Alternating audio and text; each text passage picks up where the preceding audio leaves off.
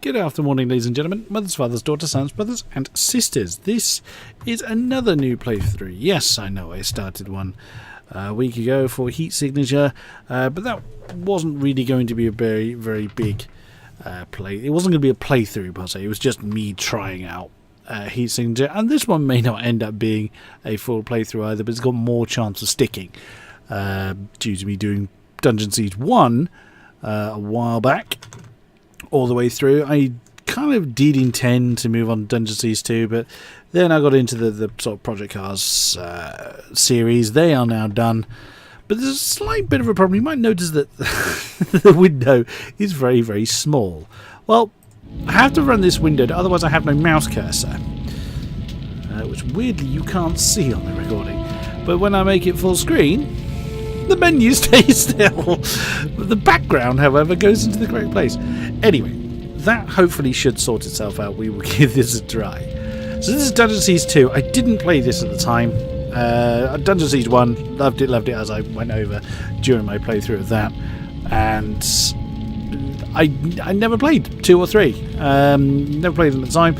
Have played Dungeon Siege 2 for a while. Did it a few years back. They were on sale a few years ago, all 3 of them, so I was like, yep, I'll grab those. So let's see how we get on. That's still stuck up in the corner there. So, in DS2, you are introduced to races. So you can be human, dryad, elf, half-giant, and these are just obviously the look of your characters. So 2 unspent skill points, 2 strength, 1 dex, 1 intelligence, so kind of mixture of all things. Humans are adaptable and strong, capable of mastering any discipline. Humans are an aggressive, often warlike race, but believe they have the common good at heart. Their tightly knit civilizations and reinforced fortresses are often the strongest bastions against the oppressors. Humans are outgoing, social, and curious as well. Their world is full of danger and history, but human explorers have pushed on despite the risks and discovered many wonders. So, the Dryad. So 1 point nature born, 1 point dodge, -2 strength, +4 dex, +2 int, and 10% death and magic resistance. Dryads are excellent nature mages and highly skilled with the bow, which they use to protect their treetop homes. Dryads are a mysterious race, having emerged after the cataclysmic battle between Zaramoth and Azunai. I remember the reference to Azunai, but don't remember a reference to Zaramoth from the first game. They have an instinctive bond to living things, and their appearance reflects their jungle heritage. Dryads are impulsive wild creatures, and conflicts between them are common, but they live in close proximity like packs of wolves and have a strong sense of community. Okay, elf. 1 point of critical strike, 1 point of brilliance, 1 dex, 3 intelligence, 5% mana recovery, so these are your casters. Elves are extremely well educated in the scholarly arts of combat magic, and their society teaches the study of the sword as a foundation for a disciplined lifestyle. Elves have a great love of learning, and teachers play an important role in their culture. Elven scholars have been responsible for many advances in magical theory. Their knowledge and empathy makes them an insular people, and while they believe it is better to be among elves, it is better to be among elves than among strangers. They feel compassion towards all races. And finally, the half-giant. 2 points to fortitude, so your typical tank essentially. 6 strength, -2 dex, +5 health regeneration. Half-giants are large creatures standing 10 feet tall. They are also incredibly sturdy, capable of remarkable feats of endurance. Their lifespans are long. Most giants are hundreds of years old, but they don't truly appear old until the last few months of their life. Ceremonial markings and tattoos tell the story of their culture's struggles and wartime experience. While half-giants are a formidable foe when angered, as a rule they are quiet and introspective creatures that prefer their own counsel. They have a strong work ethic and take pleasure from simple tasks, but something about them is always sad in some way. Other races avoid half-giants, unsure of what to make of them. Now, I prefer Krug-like characters, so that kind of works for me. So it's only going to be... You've got 2 strength and 2 unspent skill points for the human, or 6 strength. I'm going to go with... I would normally go with the human, but I'm going to go with the half-giant. You can't choose the gender of the half-giant, interestingly. That changes the... Okay, it's not just the face, so you change the skin colour. Let's go with that one. Hairstyle. Oh, yep, okay. Not much there. Colour. You. What should we call him? Barbaros. Or Barbaros. There we go, Barbaros. For no particular reason whatsoever. Difficulty level. So you have to have basically played through the game once to unlock veteran and then play through it again to get to elite. I really hope that this game kind of squares itself to the middle of the screen, not sticks itself in the top left all the time. 1,000 years ago, when Arana was young but not innocent, the first age of man came to an end by the meeting of a sword and a shield.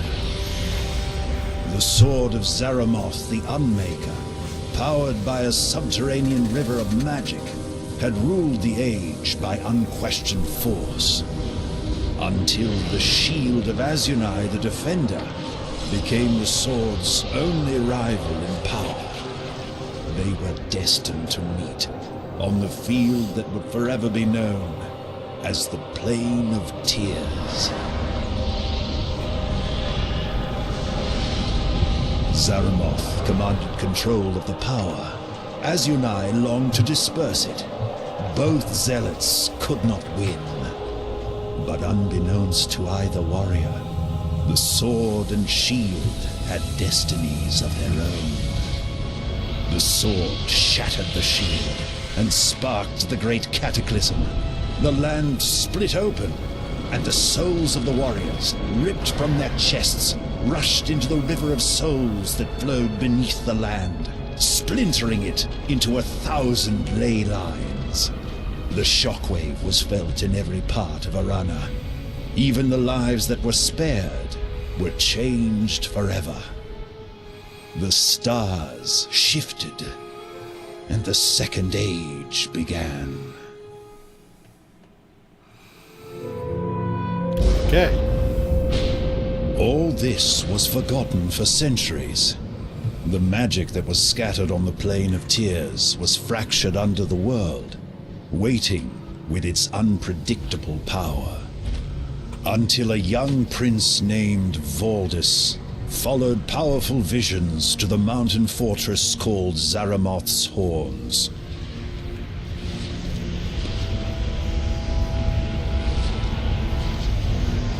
Who wants a barbecue?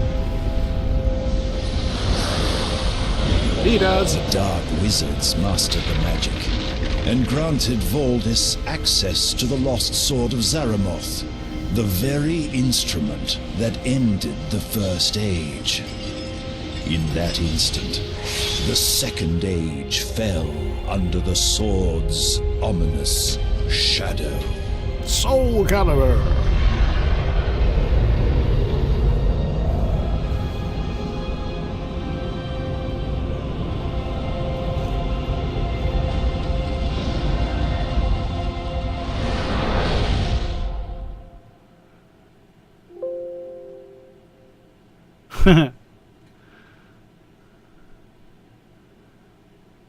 That's actually come up with an error. You cannot run Dungeons These 2 in a resolution 1280x24 higher than your desktop 3280x1050 when in window mode. To work around this problem, you can either lower the resolution for Okay, it still seems to continue. Never mind. I think it was trying to argue that my desktop was too small.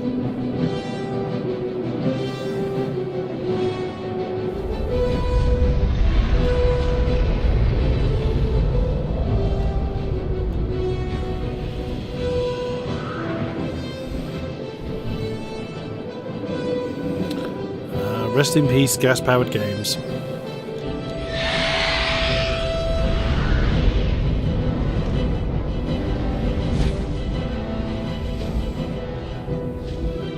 If those are troop transports, I sure as hell... Look how that's been shaken around! That would induce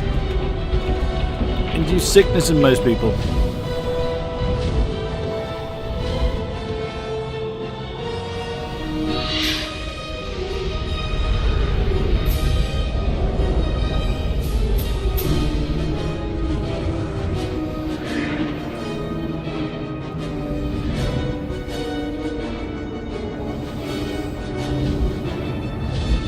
Catch!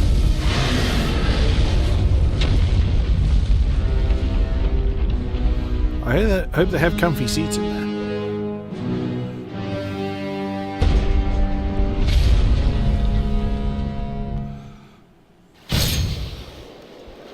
I think not.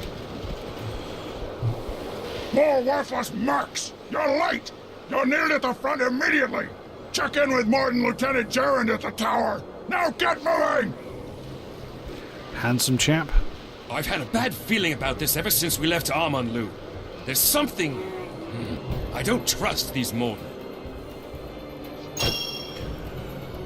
Barbaros has entered Western Graydon Beach. A new quest has been activated. Yes, General. Let's pause that.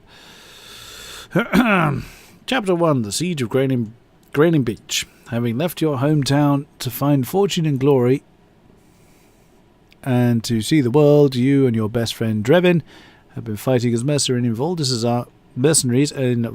army for the last few years. You've been transported to Graydon Beach via Dragonflight. That looked fun. And ordered to travel through the trenches. The landing force has prepared to help Voldis secure a powerful artifact. Not much is known about the artifact other than it lies within a temple nearby called the Temple of the Coast, and that the island's dryad inhabitants currently protect it. Get your orders from Morden, Lieutenant Gerard. See, so it looks almost kind of blurry to me on this monitor. I hope the recording's coming out okay. Morden, Lieutenant Gerard will give you your orders now that you have arrived on the beach. Okay, so your primary and secondary missions. 1, 2, 3. Yep, okay. Map. That's a world map. Quest items, books, maps, charts. Okay, bestiary. Ooh. See, I quite like these. Looking through these, getting stats and little bits of lore from about the beast you've killed. Handbook. Okay, so, the manual. Okay. I remember bits and pieces about this. I don't think there's anything worthwhile about... instead of tapping tab that you would do before, you can hold it to bring it out. But we do have the map in the bottom right-hand corner. It seems ironic that such a big...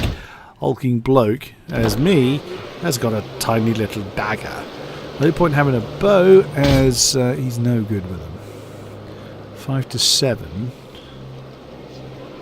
and a shield. Can we move those over? Weirdly, my character has no portrait there. We can make Drevin the mage, I guess. Although his strength is high. Actually, so is his intelligence, so... Yes. Now, you do have auto-cast spells, which are rather useful. Can you put that in auto-cast? No, you can't. You can't put it on auto-cast, but you can put it in auto. Oh, I was supposed to just put it there. Ice shot, fire shot, and minor resurrect, and lesser heal as an autocast. These are resurrect scrolls, I believe. Yes, they are. Okay. I don't know why my character has no.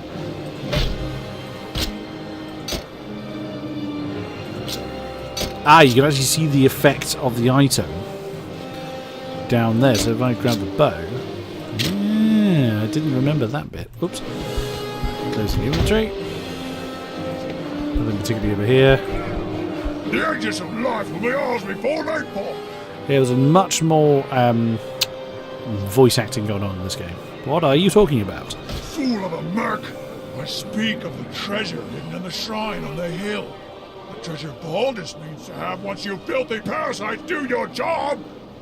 That sounds like a voice actor that was in the first game. You're next, maggot. Should have been you in there. What ails you? Are they more than you can handle? I am here now. Let me do my job. Better your entrails on the ground than mine.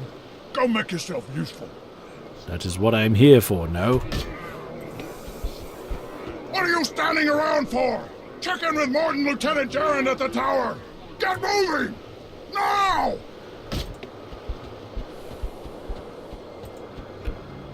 You lot are late. There's a few extra scraps in the barrels. Break them open by right-clicking them. Now get out of my face, maggot! Thanks. Mark, report to Morden Fighter Talk ahead for your combat lesson. Get moving now! On our way. Open the gate, please. So then you get your next bit of quest text if you need it. A live soldier is much more efficient than a dead one. So Morden have set up a combat training area to ensure the mercenaries know how to fight. So it's your bog standard tutorial stage, basically.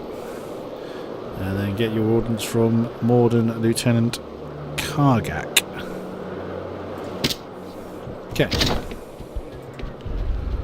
Rather meaningless tower. Move the mouse in all directions. Yeah. Zoom in and out. Do you know which end of a blade is which, maggot? Let's see if you can destroy this training dummy with your dagger. Except I'm holding a hammer.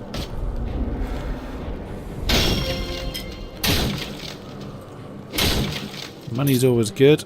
We'll get Drevin to pick up health. The mana pot we get Barber. I can't even pronounce my own character's name. Barbaros. What are you doing still standing here? Get moving, Mark! I'm not going to antagonize him and say, how do I attack? You'd better be able to handle a ranged weapon if you want to get paid, worm! Destroy this training dummy with your bow! Now! Yeah, if you try and... It doesn't actually let you... it doesn't actually... You need to have a ranged weapon to attack this. There are some doors later on in the game that have those symbols over them. Oh, fine. Ugh. There we go. You can't right-click an item, a two-handed item, to equip it if you have a shield. Very quick firing, those bows. Whoops. Ah. You can tell it's been a while. So you, Drevin, grab that. Drevin, thank you. I can't imagine you worms have the wits to cast spells, but it'll be amusing to watch you try. Destroy this training dummy with your fire shot or your eye shot spell. Okay, Drevin, you're up. That's the ice one. Oh yeah, I forgot the fire shot did 3 of them. And the ice shot freezes them, or slows them, I think. More mercs playing at war! You probably don't even understand how to gain experience in the 4 classes, do you, scum? Oh, go on then. I think I need the differences explained to me again. You mercs won't survive the night, but you may make it till sundown if you pay attention. You'll only gain experience in a class by fighting with its associated weapon type. If you fight with a melee weapon, you'll gain melee experience, and if you fight with a combat magic spell, you'll gain combat magic experience. It doesn't get any simpler than that. Before you proceed, choose a class and stick with it. If you switch weapon types too much, you'll become a weak jack of all trades. And then those cursed dryads will eat you for breakfast. Not that you wouldn't deserve it. Okay, so yeah, it's telling you to basically pick something and run with it. Took you long enough, Worm! The other mercs are at the front lines already! The Temple of the Coast must be taken by nightfall! Now get moving! Wait, I have a bad feeling about this. My medallion feels heavy, as if it's trying to tell me not to move. Not that superstitious nonsense again. That medallion is just a pretty bauble from your sister. We have a job to do, so let's get to do it. You are Let's get to it. to stand around? Get moving! Now!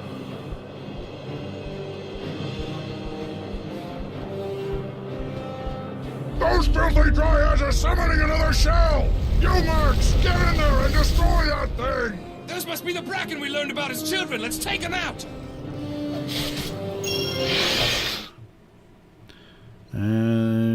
Yep, so journal updated with a bit more. Destroy the Bracken shell, make your way to the front lines. Now, I think he says somewhere that the Bracken... Oh yeah, it says actually at the top, just before that disappears, weak to fire, so sometimes you'll have resistant to, or immune to, or weak to. Short sword down there, so we get Barbaros to pick that up. Let's go attack the shell. Bracken pod. Oh yeah, you have to hold right click. Earth shattering kaboom! Press on hold. Tap Z to pick up lots of items in the area. Drink M. Press M rather to drink mana potions. H for health potions. Same mechanic as in the first game. Ooh, excuse me. More Bracken. These Bracken are as weak as Calrathian ale! We can kill them faster if we spread out! We should switch to rampage mode! I think that just basically enables your character just to target their own, your allies to target things independently to you, I think, is what that means. The Draven increased intelligence, but Barbaros in strength. Good stuff. Please hit the thing. To drink more mana potions again. These creatures remind me of our scuffles with the tackler! Tough! If we focus our fire, they'll go down faster! Let's switch to mirror mode! Ooh, we've leveled up. You can see the top right, we now have pluses over the avatars. Our characters, so... blah blah blah, yes, that's right. So I can either put another point into Fortitude, which is maximum health, or I can put one in Critical Strike. They're both useful. Depending on what you unlock, you can go with Brutal Attack, which needs a point in Critical Strike, Provoke, which needs one in Barricade, which is there, Whirling Strike, which needs something in both of those. You get the idea. Depending on how you level up your character, depends on what melee powers you unlock. Same with range, combat, and nature magic. What do I want to do? I mean, I think kind of having a big old tank at the front is probably going to be good. Let everybody else behind deal with everything. So let's go with another point in Fortitude. And now for Drevin. Combat magic, so Brilliance, which is maximum mana, or Devastation. Combat magic plus 10, which is good because I'm using combat magic with him, and that opens up Energy Orb. Automatically summons an orb above oneself, fast recharge. What does it do? I think it's just an orb that fires at things. So, okay. You can see on Drevin, he's actually got Brutal Attack because he has some strength, but he can't use it because he hasn't got a melee weapon.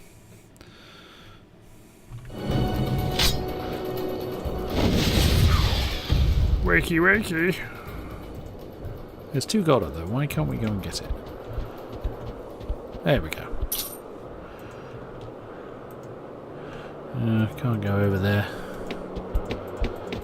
I'm right-clicking on the ground to go somewhere, and that's not right-click to do that. You see on the map, the sorry, scrolling around in circles. See where the where the spotted enemies are.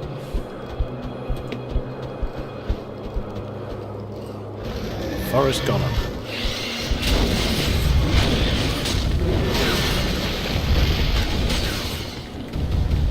Tattered Apprentice Road is there.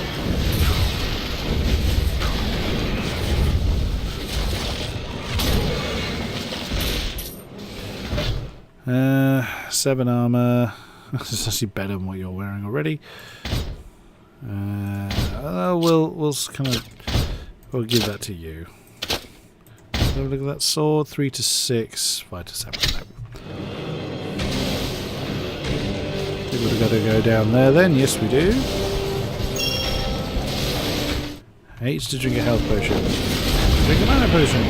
We already miss. Or something went with an earth-shattering kaboom. Worn boots. Oh, that's a big club. Bent druid staff. Armor 1, armor 2. Assuming you've got the same. Yes, you do. You've actually got nothing in your hands. Oh well, let's move on. Oh, there's another one of those shells. Ow! Hey! Throw ice at me.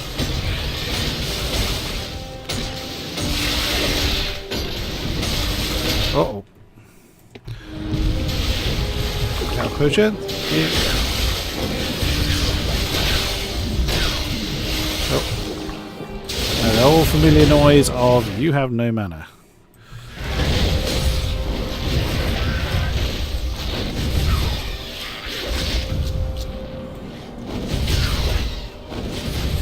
These will keep spawning more of those bracken, but I don't think you keep gaining experience as a result of it. So you can just sit there and level forever. Yeah, we don't want you having mana potions, because Draven seems to be going through them at a head of a pace. These wooden creatures are weak to fire! Too bad I'm not a combat mage! Really? You're doing a pretty good job of being one. Oh.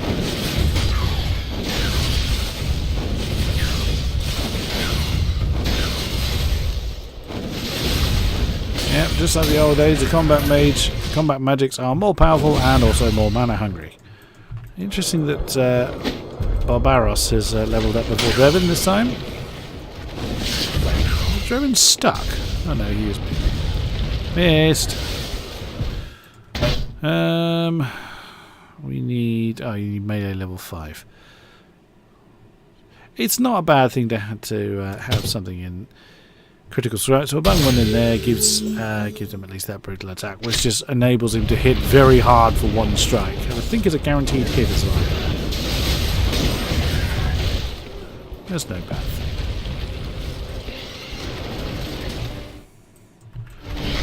You can see it's much in the similar kind of vein as the first game. There's many similarities between them. Do you have an increase in intelligence? Jolly good. Hey, that sword looks a lot like the weapons my father gave us when we were first learning to fight. You should pick it up. Where?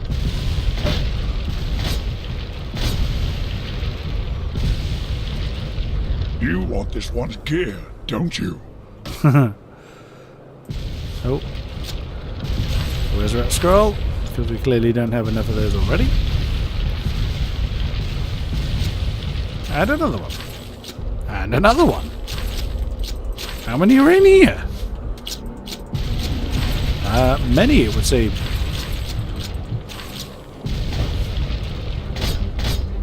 Okay, I didn't realise you could just keep looting this thing. Make a fortune off of resurrect scrolls. This is ridiculous.